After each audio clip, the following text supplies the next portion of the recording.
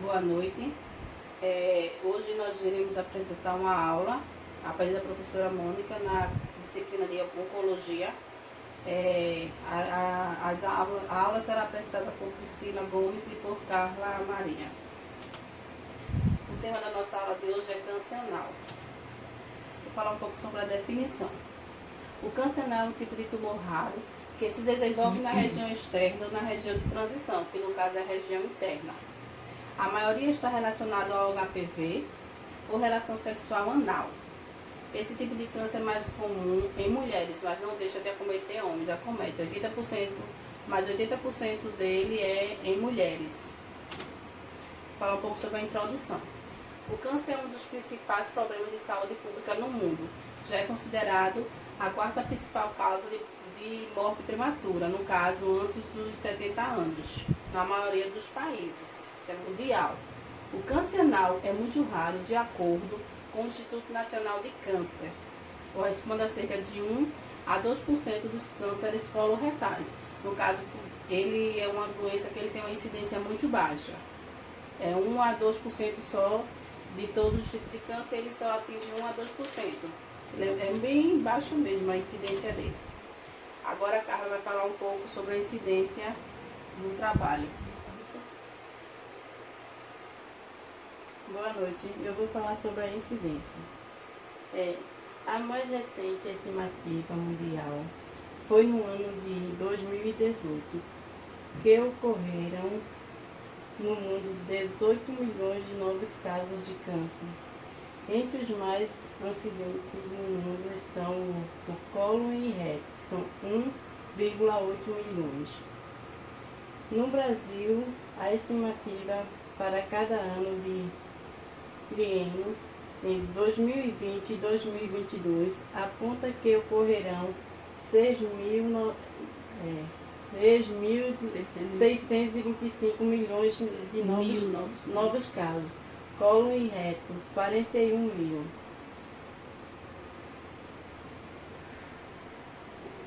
A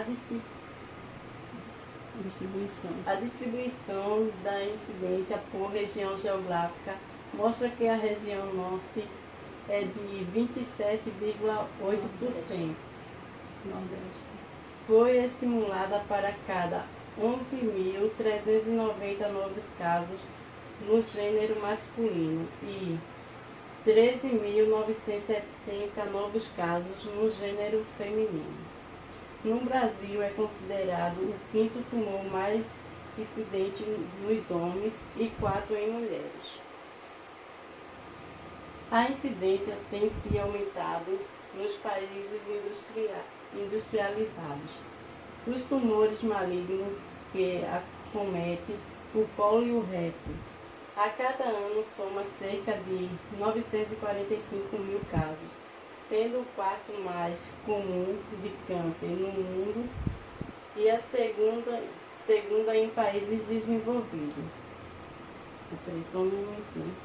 Isso quer dizer que essa estimativa tem o propósito de fortalecer a vigilância do câncer, com o objetivo de ser uma ferramenta utilizada pelos gestores da saúde e que vem com a sociedade, em geral, para proteção, de prevenção e controle da doença. Aí agora eu vou passar para...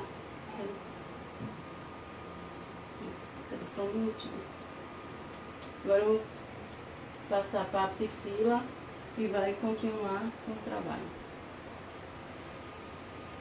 Bom, agora eu vou falar sobre o diagnóstico da doença. O ânus é a região que controla a saída das fezes, localizada no final do intestino grosso e liga o intestino ao exterior do corpo. Este tipo de câncer está localizado entre o ânus e o reto, podendo ocorrer na borda do ânus ou no canal até a transição com o reto. Aqui é a imagem do canal anal, essa parte daqui todinha, aqui é os músculos, aqui é o canal anal, aqui é a borda. Essa parte daqui é a pele perineal, que é logo no iniciozinho do ânus. O epitélio escamoso, eu vou falar um pouco sobre ele, a camada escamosa. Mais na frente eu vou falar um pouco sobre ela. A linha pectínea, que é essa parte daqui, e a mucosa anal, que é aqui em cima. Geralmente o câncer ele se origina nessa parte daqui, logo no início, no epitélio escamoso. Esse diagnóstico ele é feito pelo médico proctologista. Aí eu vou falar agora sobre o tipo histológico mais prevalente dessa doença, que é o carcinoma epidermoide. O que é carcinoma epidermoide? É um tipo de tumor que ele se origina na região anal e ele começa com um simples nódulozinho. Esse nódulozinho, quando ele não aparece como nódulozinho, ele aparece como uma mancha vermelha, que ela cresce rapidamente e irregular. Ela é muito irregular. Essa mancha vermelha também pode se transformar numa ferida escamosa, que é justamente o que eu vou falar sobre o tecido escamoso, que é essa parte daí. Ela vira uma ferida bem escamosa e ela pode chegar a sangrar bastante. Esse tipo de tumor ele acontece geralmente na pele e nos tecidos epiteliais e também na mucosa, na pele da mucosa, como na boca, na laringe, no ânus. Então, esse é o tipo de tumor. Esse é um tipo de tumor que se chama carcinoma epidermoide. Eu terminei de explicar. Também chamado de carcinoma de células escamosas, que é o que eu falei, e representa 85% dos casos. Assim como todos os tecidos do câncer, a origem do câncer anal decorre de uma divisão celular descontrolada, onde as células formadas são irregulares e podem multiplicar rapidamente. O principal fator etiológico desse tipo de câncer é o HPV, que é o papilomavírus humanos, porém trata-se de uma doença multifatorial, que quer dizer, multifatorial ela não só se origina através do HPV, ela tem muitos fatores que levam a ocorrer esse tipo de câncer, e não só o HPV. Aqui é a imagem da doença em si. Essa aqui é um tumor, ele logo no início, quando eu falei para vocês que ele geralmente se origina nessa parte daqui do ânus.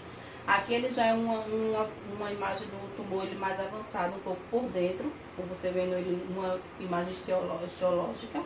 E aqui é o tumor em si, você olhando, o médico ele olhando, assim que o paciente chega, que ele se deita, tá, o médico observa, já é um câncer também, ele já um pouco avançado, não está no início. Agora a Carla vai falar sobre os sintomas de alarme. Vou falar agora sobre sintomas e alarme. Que é o inchaço no ânus ou na virilha, coceira no local, caroço na área externa ou interna, sangramento ou sensação, secreção purulenta nas evacuações e alterações intestinais e dor pélvica e aparecimento de feridas. Eu vou falar um pouco sobre o sangramento, né? Que entre os principais sintomas, o sangramento é o mais frequente, porque ele pode ser confundido com uma hemorroida. E como nós sabemos também, né, que a hemorroida causa o sangramento. E também podemos, assim, porque tem casos do câncer anal que eles são assintomáticos. Tanto faz aparecer sintomas como não aparecer sintomas. E agora eu vou falar o maior risco e observações entre portadores de HPSP.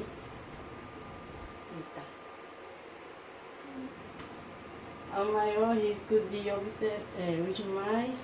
os maiores riscos e observações entre portadores de DST, em especial o de HPV, o da AIDS e HIV. Pessoas com idade acima de 50 anos, fumante, transplantados, portadores de fístula anal ou feridas abertas, pessoas que praticam sexo anal e hábito de ingerir poucas fibras.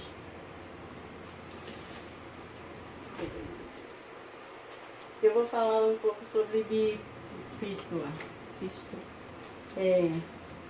Fístula é uma passagem por baixo da pele, onde normalmente aparece um abscesso, né, na região do ânus. Uma das glândulas da região produz uma secreção que ajuda na passagem da fezes e acumula secreções por conta de ser um local com muitas bactérias e acumula pus, que viram uma infecção e acumulam uma infecção contínua. E é uma sensação de região mais endurecida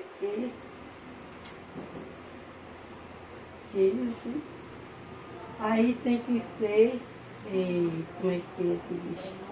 drenado, né, através de uma cirurgia. E também tem assim, esse hábitos de ingerir poucas fibras, né? Que nós sabemos que nós temos que comer bastante fibra para que o nosso organismo possa funcionar melhor. Né?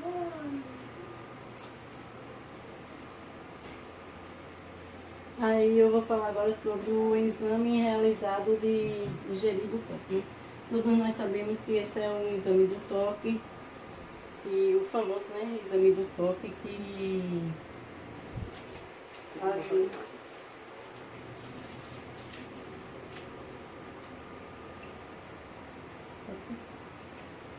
aí o médico verifica se tem alguma coisa em comum, se alguma alteração na região, para saber, né? Aí depois tem a anoscopia, exame realizado com a ajuda de um espécie chamado de anoscópio. É um exame visual, né, do canal anal. Como a gente está vendo, ele introduz né? E aqui tem a restoscopia. É um tubo que é introduzido na região do ânus. Como a gente está observando aqui, né, ele introduz aqui, que é o ânus, aqui é o canal, aqui é a próstata, aqui é a bexiga, e ele vai verificando aqui na telinha. E a ultrassonografia endonanal mostra com detalhe os tecidos que formam o ânus através da imagem. Como nós estamos observando aqui na imagem, né, é um equipamento que, quem sabe, faz a ultravaginal, é o mesmo equipamento, só que aqui é pelo ânus, e aqui a gente já vê que ele capta tudinho, vê os nódulos, aqui a gente já vê os nódulos, já tudo, o tamanho, os pequenos, maiores, e assim vai, né? Agora a gente vai falar sobre a biópsia. A biópsia é uma retirada de uma pequena parte do tecido, onde o paciente vai, deita, aí ele introduz uma pistolinha, onde tira um pedacinho do tecido, que é através desse pedacinho de tecido que ele vai levar para análise e ver qual tipo de câncer que ele tem, para ver qual é o tratamento que vai ser feito, para ver se ele é benigno ou maligno. Aí através da descoberta é que vai ver o que pode fazer, o tipo de tratamento, né? Aí agora eu vou passar para minha amiga Priscila novamente. Né? Agora eu vou falar sobre o tratamento. Atualmente, quando o tumor se encontra no tamanho pequeno, a radioterapia é a mais indicada. No caso, 80% de chance na radioterapia, quando está no início do tratamento do câncer, o câncer está num tamanho muito pequeno, que está no início mesmo, aí eles optam pela radioterapia. Essa radioterapia, nesse início do tumor, ela é muito eficaz. 80% dos casos resultam em cura.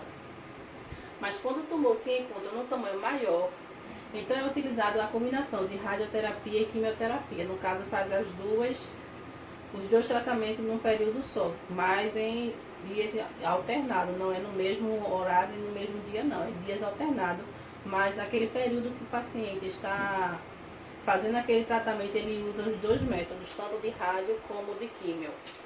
A cirurgia é realizada em casos específicos de cânceres invasivos, dependendo, pode ser realizada de forma parcial ou total. No caso, parcial significa que aquela cirurgia é feita só quando o câncer está só naquele local. Então, quando é naquele local só, é uma cirurgia parcial. Retira o tumor e retira também uma parte do tecido ao redor. E quando se fala em total, cirurgia total,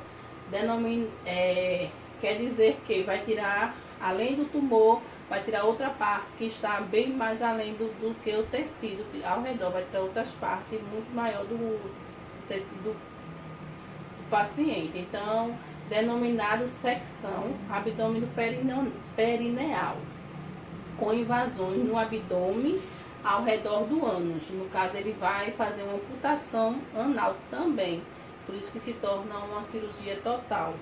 Aí aqui está a imagem. Aqui é um procedimento de uma cirurgia total.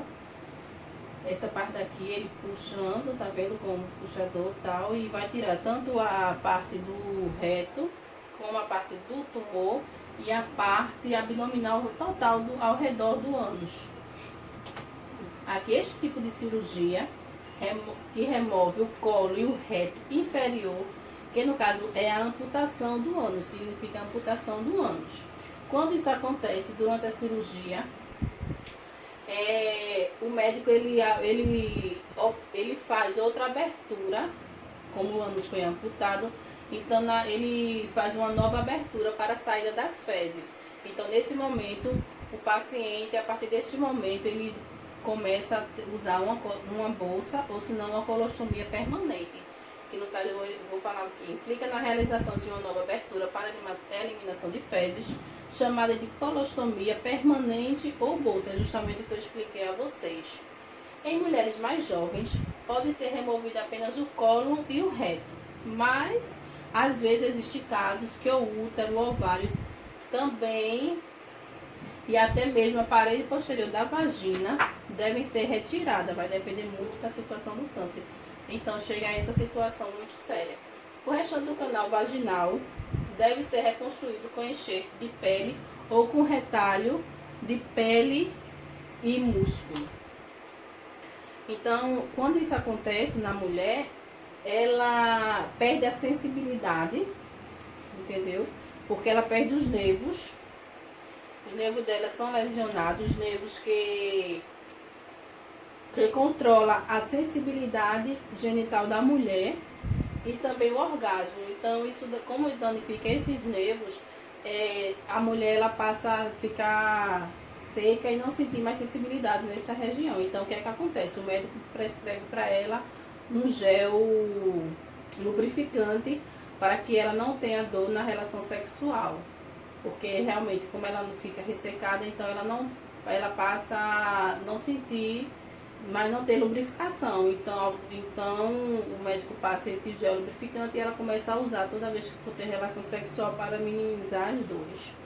Agora eu vou falar sobre a evolução do câncer, ele bem mais avançado, já em metástase. O que é metástase? Metástase é quando o câncer ele tá naquele local e ele começa a invadir todos os outros órgãos do corpo desse paciente. Então aí o câncer já está em metástase. Quando já está no estado de metástase, este tipo de câncer ele atinge inicialmente os pulmões, o fígado, o cérebro e os ossos, podendo espalhar para todo o restante do corpo. Então nessa situação o médico ele vai fazer o processo de tratamento, mas com a consciência de que é só para amenizar os danos e as dores que o paciente está sentindo, mas que realmente já não tem mais o que fazer em relação a essa situação, assim, porque já está muito avançado. Então é só mesmo para minimizar as dores e as sensações que o paciente está sentindo e diminuir aquelas dores e prolongar mais um pouco a vida daquele paciente. Aqui a imagem do câncer, ele já em metástase. Essa parte daqui, ele bem evoluído mesmo. Agora eu vou falar sobre forma de prevenção. A utilização de preservativo, ela é muito importante para evitar o HPV e as doenças sexualmente transmissíveis.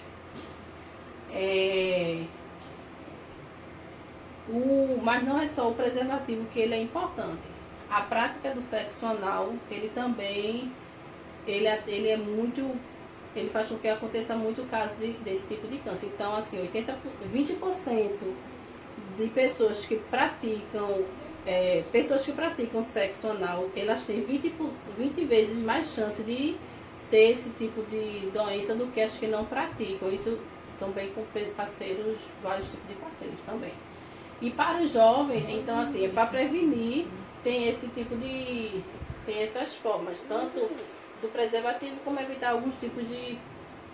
Aí para os jovens tem a vacina HPV, que ela é grátis, ela é dada pelo SUS. Então assim, tem que tomar a vacina para se proteger também. Agora eu vou falar sobre as ações de enfermagem. Visam oferecer assistência de enfermagem integral individualizado para cada paciente. Informar sobre cada passo do tratamento, seja qual for indicado pelo médico. Fornecendo informações que minimize as possíveis complicações da doença.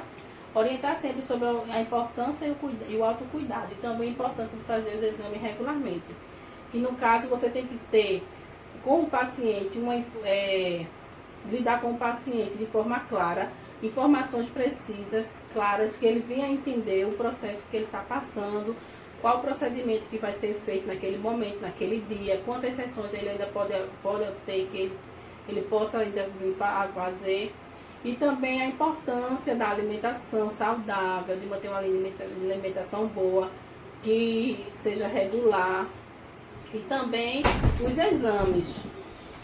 E também os exames que tem que ser feitos regularmente, até porque esse é um tipo de câncer que ele pode voltar. Ele não é aquele câncer que fez aquele processo, ele ficou curado para sempre. Se o paciente ele não tiver os devidos cuidados,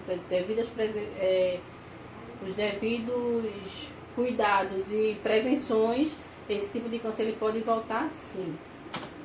Aí agora eu quero ler aqui para vocês um pequeno texto que eu deixei para a nossa meditação, né? Principalmente nos dias que nós estamos passando hoje, no nosso país e no mundo inteiro. O período em que você mais cresce é o período mais difícil da sua vida. Muito obrigado. Qualquer pergunta, estarei online na aula.